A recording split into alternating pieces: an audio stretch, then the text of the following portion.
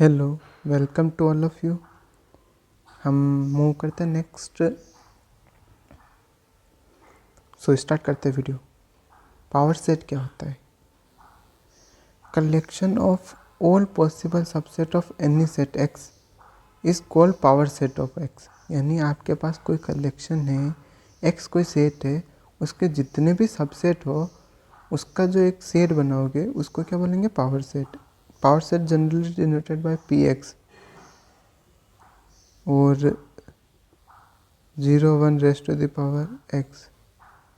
यानी एक सेट है 0 1, उसकी पावर एक्स कर दो तो वो उससे भी पावर सेट को डिनोट करते हैं।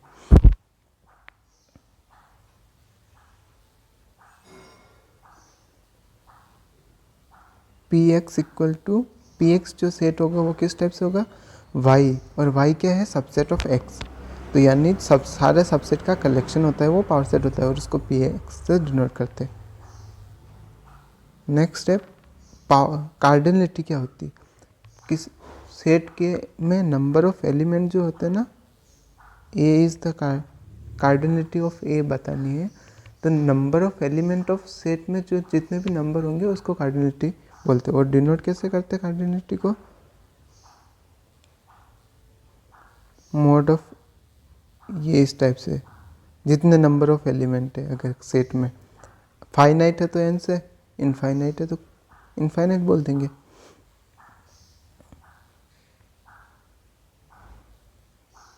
तो अगर मेरे पास किसी सेट की कार्डिनलिटी n है तो उसके पावर सेट की cardinality 2 raise to the power n होती है। तो इसका प्रूफ करते हैं। अगर आपके पास ए कोई सेट है जिसमें n एलिमेंट है तो हम उसको कैसे मान लेते हैं? a1 a2 और अप टू an एलिमेंट हो गए। तो पावर सेट ऑफ ए में बनाना है तो पावर सेट बनाने के लिए क्या क्या चॉइसेस हो सकती? या तो आप एक भी एलिमेंट ना लो, तो n में से एक भी एलिमेंट सिलेक्ट नहीं कर रहे हो तो उस केस में आपके पास क्या होगा? 0 एलिमेंट ले रहे हो, यानी 5 से एम्प्टी सेट वाला होगा, एम्प्टी सबसेट होगा हर सेट का। तो उस केस में आप क्या लोगे? NC 0, यानी आप फर्स्ट में कितनी चॉइस कर रहे हो? NC 0। सेकेंड के लिए क्या कर रहे हो? अगर आप एक एक एलिमेंट को निकाल बना रहे हो तो वहाँ से क्या आएगा? NC 1। तो यहाँ NC 1 हुआ। इसी टाइप से 2 एलिमेंट को सिलेक्ट करना है और उनकी हेल्प से सबसेट बनाने हैं 2 एलिमेंट के, तो वहाँ से NC2 आपके पास चॉइसेस हो जाएगी और ऐसे टाइप से चलता जाएगा। और n एलिमेंट का ही लेके बनाना तो NCn हो जाएगा और NCn 1 होता है। तो पावर सेट की जो कार्डिनलिटी है वो हो जाएगी NC0 plus NC1 plus NC2 plus dot dot dot NCn। ऐसा क्यों हो रहा है? क्योंकि आपके पास हर एलिमेंट को आप जितने, अगर आप 2 एलिमेंट ले रहे हो तो उसके करस्पॉन्डिंग NC2 है, तो इस प्रकार से सारे जितने भी पॉसिबल है सारों का बनाना है तो NC01 प्लस NC ऐसे हो जाएगा। अब 1 plus X raise to the power n का जो फॉर्मूला होता है वो होता है NC0 NC1x plus NC2x square plus dot dot dot ऐसे चलता जाएगा NCn x raise to the power n। ये वाला फॉर्मूला होता है। तो अगर हम इस फॉर्मूले में x की जगह पुट कर दे 1, अगर मैं अपने इस फॉर्मूले में x की जगह 1 पुट कर रहा हूँ तो 1 प्लस एक्स की जगह 1 पुट करा तो 1 plus 1 raise to the power n equal to NC0 और NC1, एक्स की जगह 1 रखा तो NC1 1 1 1 हो जाएगा सब जगह। तो NC0 plus NC1 plus NC2 ऐसे चलता जाएगा NCn तक। और जो हमारी स्टार है और हेज, 2 इक्वेशन दी मैंने नाम, तो स्टार और हेज में इनके दोनों राइट साइड वाली टर्म सेम है। तो उससे क्या होगा? अगर हम इन दोनों को इक्वल करते, NC1 और NC2 को करा तो यहाँ से क्या आ जाएगा? आपके पास वो दोनों टर्म सेम है तो वहाँ से क्या निष्कर्ष निकलेगा? कार्डिनलिटी ऑफ पावर सेट है ए की, वो किसके इक्वल आ जाएगा? 2 की पावर n, 1 प्लस 1 2 होगा तो 2 raise to the power n। तो वहाँ से क्या हो गया? Cardinality of power set of A किसके इक्वल आ जाएगी? 2 raise to the power n। तो ये प्रूफ हो गया। कार्टेशियन प्रोडक्ट क्या होता है? कार्टेशियन प्रोडक्ट, अगर आपके पास a एंड b भी non void set, non empty set है, तो ए क्रॉस बी की को कैसे लिखेंगे? सेट के रूप में। यहाँ पे हम क्या लिखेंगे? ट्रिपल के रूप में। तो फर्स्ट है ए कोमा बी लिखेंगे, और ए किसका एलिमेंट होगा? ए का, और बी किसका एलिमेंट होगा? बी का। यानी ये यहाँ पे ट्रिपल के रूप में लिख रखा है। कार्टेशियन प्रोडक्ट कर रहे हैं ए क्रॉस बी का, तो वो जो सेट बनेगा वो किस टाइप का आएगा? जो ए है वो सबसे पहले ए का होगा, और बी ए बी के फॉर्म में हो जाएगा, ए क्रॉस बी का। नेक्स्ट है प्रॉपर्टीज। अगर मेरे पास ए कोई सेट है, उसकी कार्डिनलिटी एम है, और बी सेट है, उसकी कार्डिनलिटी एम है, तो cardinality of A cross B की कितनी होगी? M into N. यानी cardinality of A cross B, जो कार्टेशियन प्रोडक्ट कर रहे हो उसकी कार्डिनलिटी होगी एम एन। नेक्स्ट है, अगर आप ए यूनियन बी करते हो और फिर इसका कार्टेशियन प्रोडक्ट लेते हो सी के साथ, तो वो किसके इक्वल आता है? ए क्रॉस सी यूनियन बी क्रॉस सी के। यानी आप ए यूनियन बी का कार्टेशियन प्रोडक्ट कर रहे हो सी के साथ, तो ए क्रॉस सी का कार्टेशियन प्रोडक्ट करके और बी क्रॉस सी का कार्टेशियन प्रोडक्ट करके उसका यूनियन ले लो तो सेम आता है। नेक्स्ट है थर्ड, अगर A intersection B cross C cartesian product C कर रहे हो, तो ए क्रॉस ए का कार्टेशियन प्रोडक्ट सी के साथ और बी का कार्टेशियन प्रोडक्ट सी के साथ करके आप उसका इंटरसेक्शन ले लो, सेम रहता है। और ए क्रॉस बी है, इंटरसेक्शन सी क्रॉस डी है, तो वो किसके इक्वल होगा? A intersection C cartesian product B intersection D के। ये बहुत इजी टाइप से प्रॉपर्टीज़ है, तो आप इसको वेरीफाई करना चाहो तो आप पहले इसमें से एलिमेंट उठा लेना, उनका कार्टेशियन प्रोडक्ट लिखना, और एक दूसरे का सबसेट बताओगे, तो सबसेट बता दोगे तो सबसेट बता दिया तो वो क्या हो जाएगा? इक्वल। तो वैसे प्रूफ कर लेना इन तीनों का। नेक्स्ट एक क्वेश्चन पे मूव करते। आपके पास क्वेश्चन क्या गिवन है? If A and B have 99 element in common, यानी ए इंटरसेक्शन बी में 99 एलिमेंट कॉमन है, then number of element to common A cross B and B cross A में, यानी ए कार्टेशियन प्रोडक्ट बी और B cartesian product A में कितने number of element common होंगे, ये आपको बताना है। तो ऑप्शन है 99 होंगे, 2 रेज़ टू द पावर 99 होंगे, 90 raise to the power 99 raise to the power 2 होगा, या 101 होगा। तो आपको ये बताना है। अभी जस्ट अपन ने ऊपर प्रूफ करा, अपन ने ऊपर एक रिजल्ट देखा कि ए क्रॉस बी का जो था लास्ट प्रॉपर्टी, कि ए क्रॉस बी जो है इंटरसेक्शन सी क्रॉस डी करता है, तो वो क्या होता है? A intersection C cartesian product B intersection D के इक्वल होता है। तो यहाँ से आपको ये वाली चीज़ फाइंड करनी है, ए क्रॉस बी है और बी क्रॉस ए है, उसके में कितने एलिमेंट कॉमन है, यानी आपको उनका इंटरसेक्शन बताना है, उनके इंटरसेक्शन में कितने एलिमेंट कॉमन है, ये चीज़ बतानी। तो ये वाली प्रॉपर्टी का यूज़ कर लेंगे हम। तो करते हैं। अभी जस्ट अपन ने ऊपर लिखा A cross B intersection C cross D, वो किसके इक्वल होगा? A intersection C cross B intersection D के। तो यहाँ से नेक्स्ट स्टेप करते हैं अपन। यहाँ पे अपन को ए क्रॉस बी और बी क्रॉस ए के इंटरसेक्शन में कितने एलिमेंट कॉमन है वो बताने। तो हम यही लिखेंगे नेक्स्ट स्टेप में, A cross B intersection B cross A, वो किसके इक्वल होगा? A intersection B cross B intersection A के। तो यहाँ से नेक्स्ट स्टेप में हम कार्डिनलिटी, दोनों के साइड कार्डिनलिटी का यूज़ कर लेते हैं। तो cardinality of A cross B intersection B cross A, वो किसके इक्वल? अगर दो सेट इक्वल है और फाइनाइट है तो उनकी कार्डिनलिटी क्या होती है? सेम होती है। तो यहाँ से क्या लिखोगे? Modulus of A intersection B cross B intersection A हो जाएगा। और यहाँ से क्या होता है, अभी जस्ट अपन ने करा कि ए और ए की कार्डिनलिटी एम है, बी की कार्डिनलिटी एम है, तो ए क्रॉस बी की क्या होती है? कार्डिनलिटी एम प्रोडक्ट एन हो जाती है। तो यहाँ से हम नेक्स्ट स्टेप में करेंगे कि इसकी कार्डिनलिटी किसके इक्वल हो जाएगी? Cardinality of A intersection B multiply होगा cardinality of B intersection A के। कार्डिनलिटी ए इंटरसेक्शन बी किसके? A cardinality of A intersection B product, cardinality of A intersection B product B intersection A के, कि किसके equal होगी? Cardinality of A intersection B multiply cardinality of B intersection A के equal हो जाएगी। तो यहाँ से हमारे पास क्या गिवन है, ए इंटरसेक्शन बी की कार्डिनलिटी क्या है 99। तो 99 अगर ए इंटरसेक्शन बी 99 है तो बी इंटरसेक्शन ए में भी 99 एलिमेंट कॉमन होंगे। तो यहाँ से 99 प्रोडक्ट 99 होगा, तो 99 रेज़ टू द पावर 99 का स्क्वायर हो जाएगा। नेक्स्ट आता है रिलेशन पे। वहाँ पे कार्टेशियन प्रोडक्ट डिफाइन कर रहे हैं तो वो नॉन एम्प्टी सेट के लिए भी डिफाइन होता है, बट हम जनरली वर्क किस पे करेंगे, नॉन एम्प्टी वाले पे ही वर्क करते, तो उन्हीं पे प्रॉपर्टीज़ का डिस्कशन होता है मेनली, तो वही चीज़ लिखा थी यहाँ पे। नेक्स्ट है रिलेशन क्या होता है।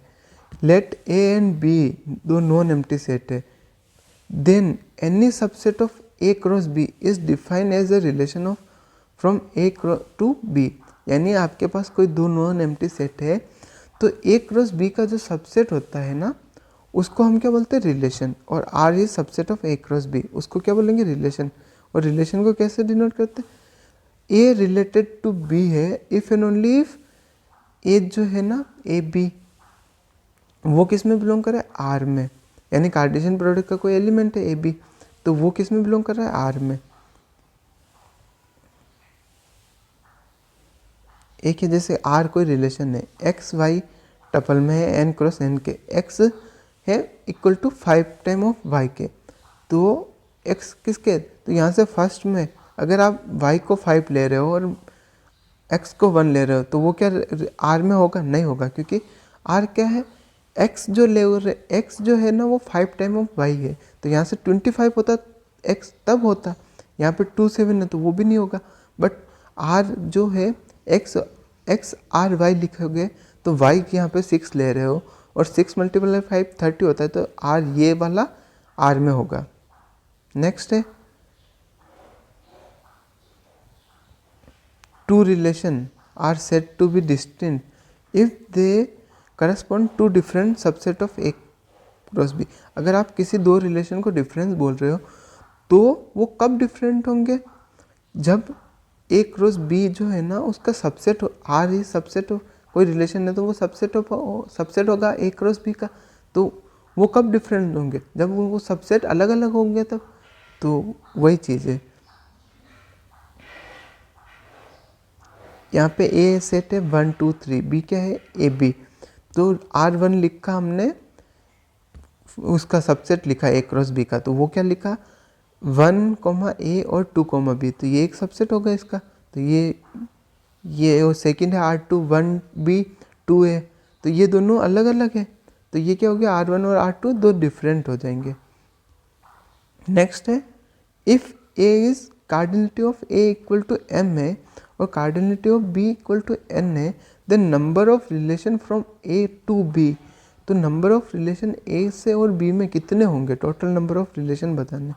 तो ए क्रॉस बी है उसकी कार्डिनलिटी m.n हो जाएगी, तो हमें क्या बताना है, टोटल नंबर ऑफ सबसेट कितने होंगे ए क्रॉस बी के। तो आपके पास ए क्रॉस बी के की कार्डिनलिटी क्या होगी, कार्डिनलिटी ऑफ mn होगी, तो आप उसके टोटल नंबर ऑफ सबसेट बताना चाहते हैं, power set of A cross B, तो उसकी कार्डिनलिटी क्या होगी 2 raise to the power cardinality of A cross B की हो जाएगी, तो वो क्या है 2 raise to the power mn हो जाएगी, क्योंकि ए क्रॉस बी की कार्डिनलिटी क्या है mn, तो वहाँ से ही आ गई।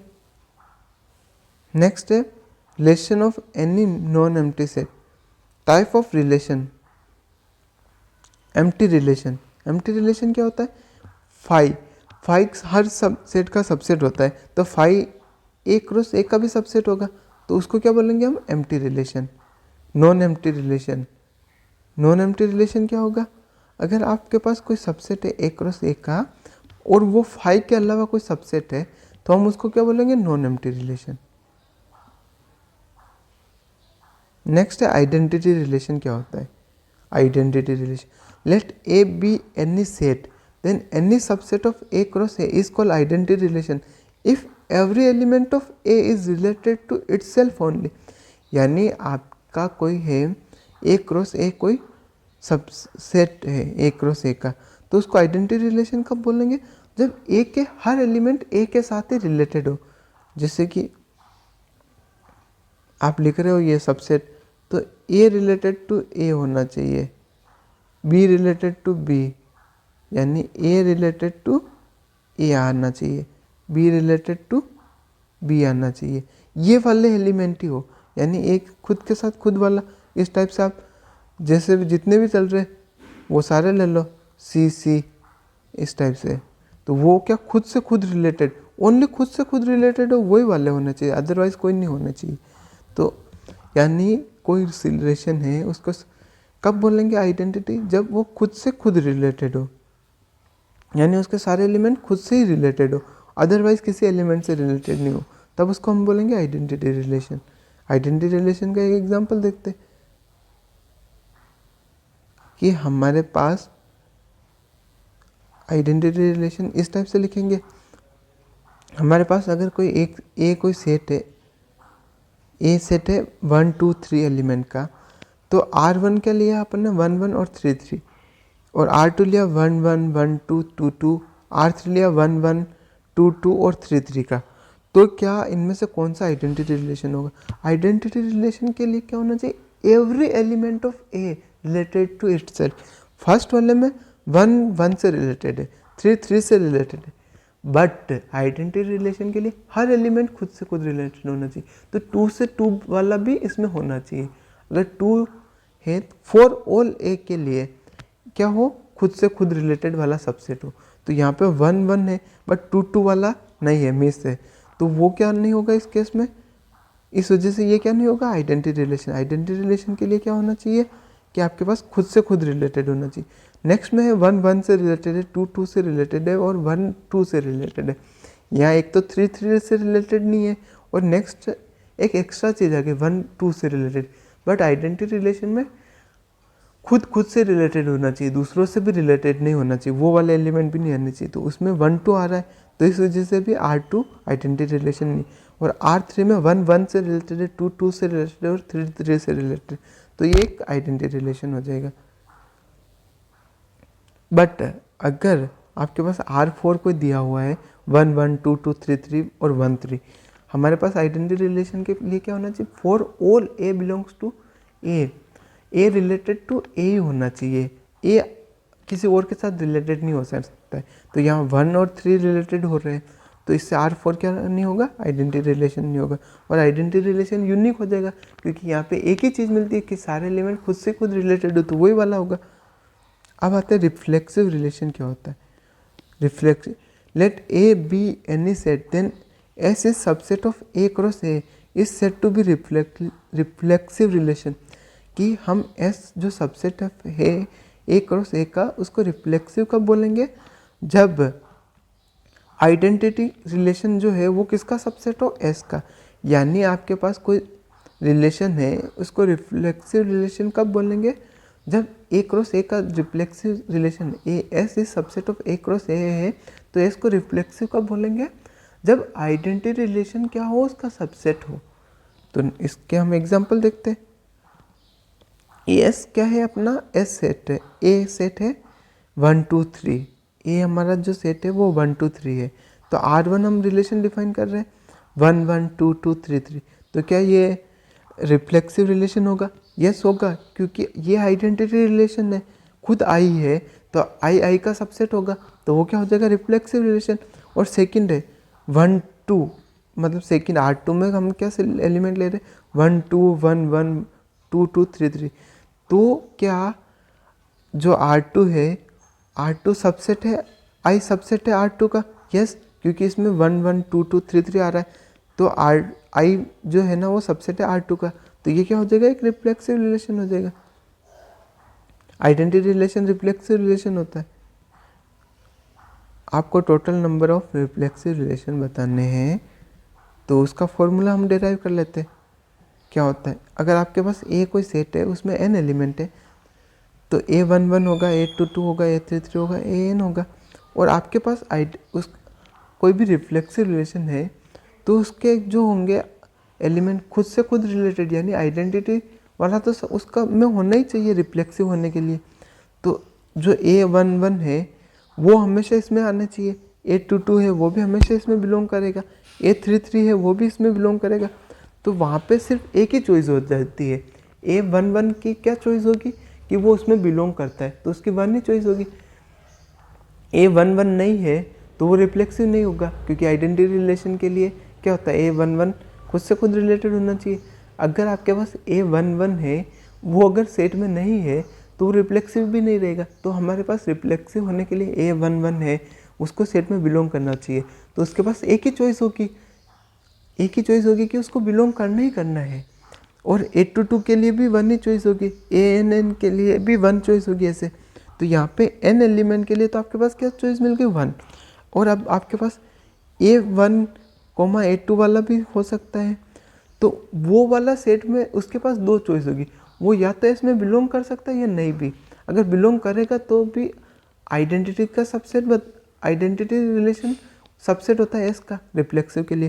तो A1 A2 वाला जो एलिमेंट है वो अगर बिलोंग करे, आइडेंटिटी वाला है तो है ही है, बट अगर दूसरे एलिमेंट के लिए A1 A2 बिलोंग कर भी सकता है और नहीं भी कर सकता है, तो उसके पास 2 चॉइस होगी। इसी टाइप से A2 A1 के लिए भी 2 चॉइस होगी कि हाँ बिलोंग कर रहा है और नहीं भी कर रहा है। इसी टाइप से आपके पास सारों के लिए दो चॉइसेस मिलेगी। तो R के पास टोटल नंबर ऑफ रिलेशन, तो हमारे पास अब total number of reflexive relation कितने होंगे, तो आपके पास n एलिमेंट के लिए क्या चॉइस मिल रही है, 1 1 1 1। और n स्क्वायर के लिए कितने, n स्क्वायर माइनस n के लिए कितनी चॉइस मिलेगी, 2 2 2। यानी आपके पास वो जो एलिमेंट बचेंगे वो कितने होंगे, n स्क्वायर। R के पास टोटल चॉइस जो हमारे पास A क्रॉस A की कार्डिनलिटी होगी, कार्डिनलिटी ऑफ A कितनी है, n, तो cardinality of A cross A कितनी होगी, n स्क्वायर होगी। तो इसी वजह से total number of element A cross A के कितने होंगे, n स्क्वायर। तो हमारे पास n एलिमेंट के लिए चॉइसेस क्या होगी, n। तो बच्चे कितने, n square minus n element ही बचे, तो उनके लिए चॉइसेस क्या है आपके पास, 2 2। तो नंबर ऑफ रिफ्लेक्सिव रिलेशन क्या होंगे यहाँ से, 2 raise to the power n square minus n multiply 1 raise to the power n। तो यहाँ से हमारे पास रिफ्लेक्सिव रिलेशन के लिए कितनी नंबर ऑफ रिफ्लेक्सिव रिलेशन क्या होगा, 2 raise to the power n square minus n हो जाएगी। नेक्स्ट है ई रिफ्लेक्सिव रिलेशन क्या होता है। तो let A be any set then S is subset of A cross A is said to be irreflexive relation. हम किसी relation को ई रिफ्लेक्सिव रिलेशन कब बोलेंगे, जब वो आइडेंटिटी रिलेशन के साथ क्या हो, आइडेंटिटी रिलेशन, और उस जो S है कोई रिलेशन A क्रॉस A का, S is subset of A cross A, identity relation भी S is subset of A cross A, तो वो क्या हुआ, आइडेंटिटी रिलेशन के साथ उसका इंटरसेक्शन करते हैं। यानी आइडेंटिटी रिलेशन भी एक सबसेट है और S भी सबसेट है, तो आई इंटरसेक्शन S करेंगे तो वो क्या आना चाहिए, एम्प्टी सेट आना चाहिए। तो उसको तब उसको बोलेंगे ई रिफ्लेक्सिव रिलेशन। तो एग्जांपल देखते हैं, अगर आपके पास A सेट है, उसमें A B C 3 एलिमेंट है, तो R1 लिख रहे हो आप, A11 A B और B C है इसमें, तो यहाँ से A क्या आ रहा है इसमें, और आइडेंटिटी रिलेशन में A आता है, तो R1 और I का इंटरसेक्शन एम्प्टी नहीं होगा, तो ये क्या नहीं होगा, ई रिफ्लेक्सिव नहीं होगा। सेकेंड में R2 में A है और B भी है, तो ये भी आइडेंटिटी रिलेशन में होगा, तो ये भी ई रिफ्लेक्सिव नहीं होगा। नेक्स्ट आपके पास R3 है, तो उसमें क्या होगा, A भी बिलोंग कर रहा है, बट A भी आइडेंटिटी रिलेशन में नहीं होता है, तो इंटरसेक्शन क्या हो जाएगा, R3 I आइडेंटिटी रिलेशन के साथ R3 का इंटरसेक्शन करोगे तो वो एम्प्टी आ जाएगा, तो ये क्या होगा, ई रिफ्लेक्सिव। तो number of irreflexive relation कितना होता है, वो भी होता है 2 raise to the power n square minus n, क्योंकि हमारे पास क्या होता है कि जो A रिलेटेड खुद से खुद रिलेटेड वाले एलिमेंट है वो तो आएंगे ही नहीं, तो उनकी चॉइसेस क्या हो जाएगी, 1। बट बाकी जो सारे एलिमेंट है A11 A2 A1 A2 A2 A1 इस टाइप से जो भी चल रहे हैं A1 AN, तो वो या तो बिलोंग कर सकते हैं या नहीं भी बिलोंग कर सकते हैं, तो उनके पास क्या 2 चॉइसेस होगी, और वो कितने एलिमेंट है, n स्क्वायर माइनस n, तो वहाँ से इसकी भी चॉइस आ जाएगी 2 raise to the power n square minus n। Symmetric relation क्या होता है, तो let A be any set then S subset of A cross A is said to be symmetric relation. तो उसको सिमेट्रिक रिलेशन कब कहेंगे? जब ए बी बिलोंग कर रहा हो एस में, तो वो इम्प्लाई करे बी ए पी किस में हो? एस में।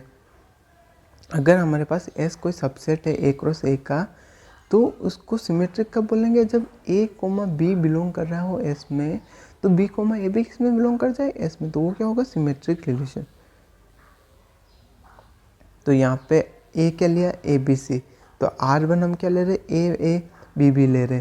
तो ये भी एक सिमेट्रिक रिलेशन होगा, क्योंकि आपके पास ए बिलोंग कर रहा है एस में, तो क्या ए भी बिलोंग करेगा? तो ऑब्वियस सी बात है ए वही चीज़ हो जाती है। तो यहाँ से ये रिफ्लेक्सिव सिमेट्रिक रिलेशन हो गया। सेकंड है आपके पास ए बी बिलोंग कर रहा है और बी सी बिलोंग कर रहा है R2 में, बट बी ए नहीं कर रहा है। बी ए भी तो आना, बी कोमा ए भी तो आना चाहिए, बट वो नहीं आ रहा है। तो हम क्या बोलेंगे? R2 is not symmetric relation. R3 है एस सी बिलोंग कर रहा है, सी ए कर रहा है, यानी एस सी बिलोंग कर रहा है तो सी ए भी आ गया। तो यहाँ से ये क्या हो गया? Symmetric relation. और बी भी है तो है ही है। Let number of cardinality of A equal to N, then number of symmetric relation. अगर आपके पास ए की कार्डिनलिटी एन है, तो नंबर ऑफ सिमेट्रिक रिलेशन कितना होगा? 2 समेशन ऑफ एन।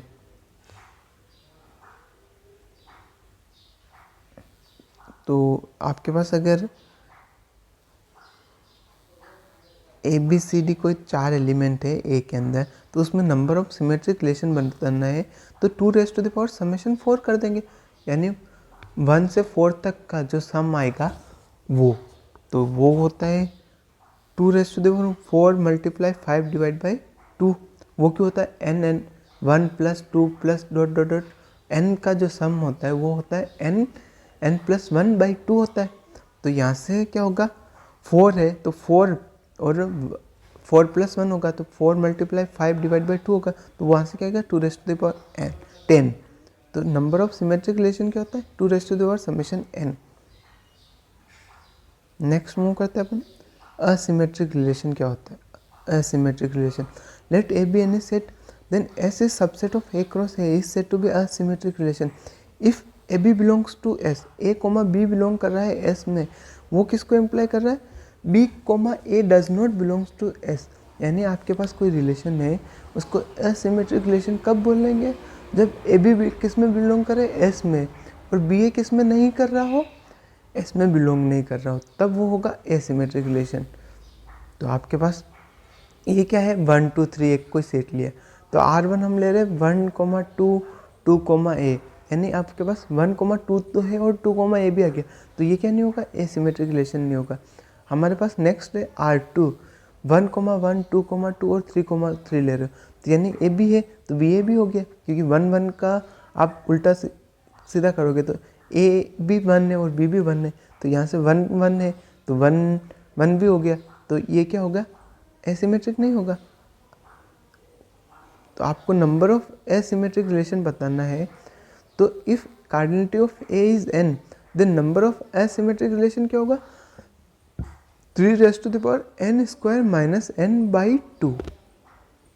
ये होंगे total number of S. Antisymmetric relation का बोलते हैं let A B any non empty set, then S is subset of A cross A is said to be antisymmetric relation if A comma B and B comma A दोनों belong कर रहे हो S में, तो वो क्या imply करते हैं? ए इक्वल टू बी को, यानी आपके पास ए बी है और ए कोमा बी है और बी कोमा ए है, दोनों एस में है, तो उससे क्या इम्प्लाई होना चाहिए? ए किसके इक्वल हो? बी के।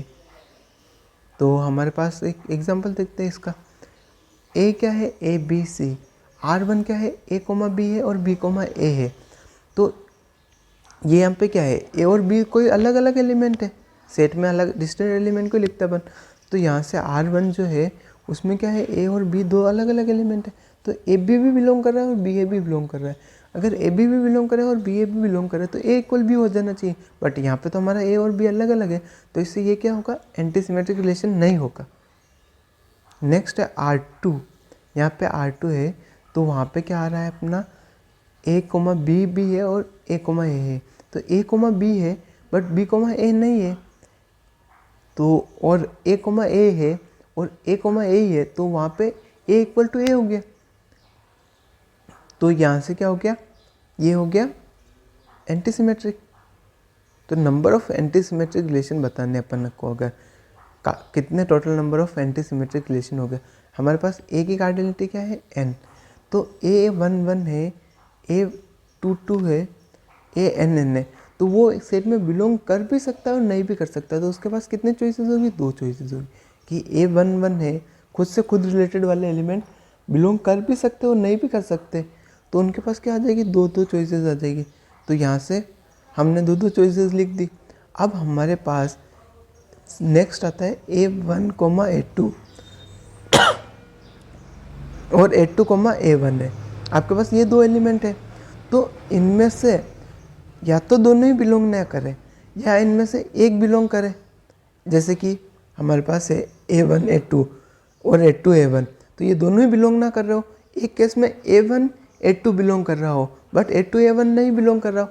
सेकेंड केस में क्या हो कि A2, A1 बिलोंग कर रहा हो बट A1, A2 नहीं कर रहा हो। तो ये क्या हो गई, 3 चॉइसेस हो गई, क्योंकि या तो दोनों ही बिलोंग ना कर रहा हो या फिर सेकेंड चॉइस क्या हो रही है, A1, A2 बिलोंग कर रहा हो और A1, A2 बिलोंग कर रहा है बट A2, A1 बिलोंग ना कर रहा हो। थर्ड चॉइस क्या है अपने पास, A2, A1 बिलोंग कर रहा हो बट A1, A2 बिलोंग ना कर रहा हो। तो ये 3 चॉइसेस हो गई इसके लिए। A1, A2 और A2, A के लिए 3 चॉइसेस होगी। इसी टाइप से A1, A2, A3, A1 इनके लिए कितनी चॉइसेस होगी, 2 चॉइसेस, 3 चॉइसेस होगी इन सब के लिए। और A1, A2 के लिए कितने, 2 चॉइसेस आ रही। तो A1, A2 type, A1, A1 type के कितने एलिमेंट हो गए, n एलिमेंट। तो यहाँ से n एलिमेंट के लिए कितनी चॉइसेस मिलेगी, n एलिमेंट के लिए 2 चॉइसेस मिल रही। और यहाँ से A1 और A2 A1 है, वो दोनों एक तरीके से बिहेव कर रहे। तो वहाँ पे नंबर ऑफ एलिमेंट कितने होंगे इस टाइप के, कितने के लिए अपने पास चॉइसेस रहेगी, क्योंकि आपस में रिलेटेड हो गई है। तो एक हो गया तो दूसरे के ऊपर कंडीशन लग गई। तो इससे हमारे पास कितने इंडिपेंडेंट होंगे तो वो पता करना है। तो हमारे पास n square total number of element है और उसमें से n को तो आपने n के लिए तो 2 चॉइसेस है तो उनको तो हटा दोगे।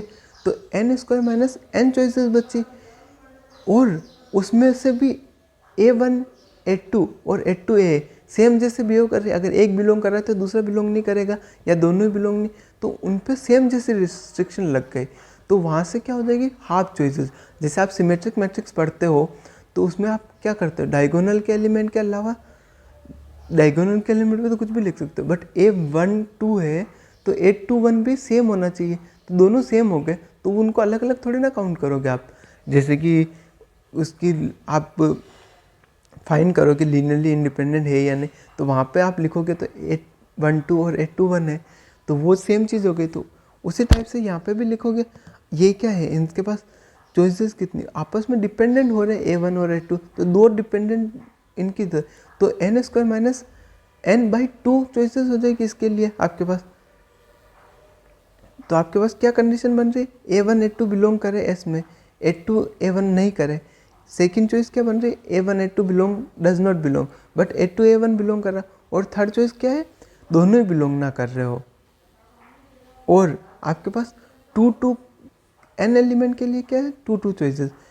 और 3 चॉइसेस के लिए कितने एलिमेंट है, n स्क्वायर माइनस n/2, क्योंकि 2 आपस में रिलेटेड हो रहे। n तो वो चले गए 1, 1 वाले, 1, 1 A11 ANN वाले टाइप के जो n एलिमेंट है वो तो निकल गए।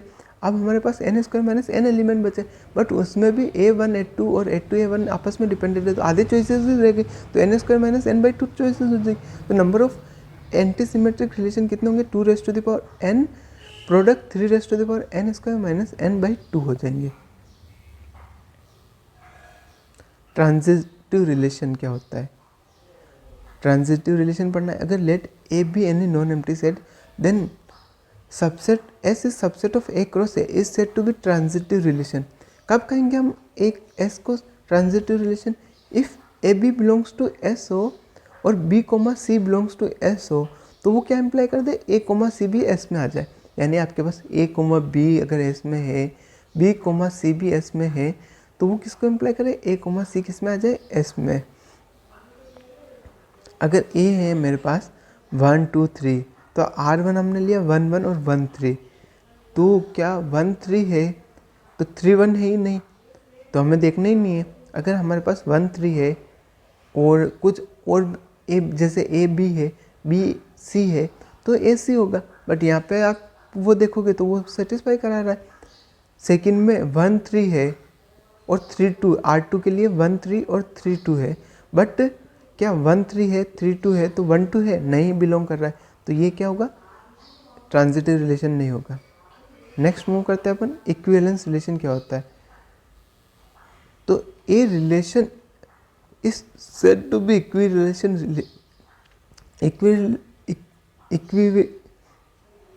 रिलेशन किसको बोलेंगे, A relation is said to be equivalence relation if it is reflexive, symmetric and transitive. आप किसी रिलेशन को इक्विवेलेंस रिलेशन कब बोलते हो, जब A relation A is said to be equivalence relation if it is A reflexive, symmetric और transitive. अगर आपके पास कोई रिलेशन है, आप उसको रिफ्लेक्सिव बता दो, सिमेट्रिक बता दो और ट्रांजिटिव, ये तीनों अगर रिलेशन बता दो कि आपके पास एस सबसेट है ए क्रॉस ए का, वो क्या है, रिफ्लेक्सिव भी है, सिमेट्रिक भी है और ट्रांजिटिव भी है, तो उस रिलेशन को हम क्या बोलेंगे, इक्विवेलेंस रिलेशन। तो थैंक यू सो मच, इस लेक्चर में इतना ही। नेक्स्ट लेक्चर में हम फंक्शन के बारे में पढ़ेंगे और फिर हम काउंटेबिलिटी पे आ जाएंगे। तो thank you so much for watching.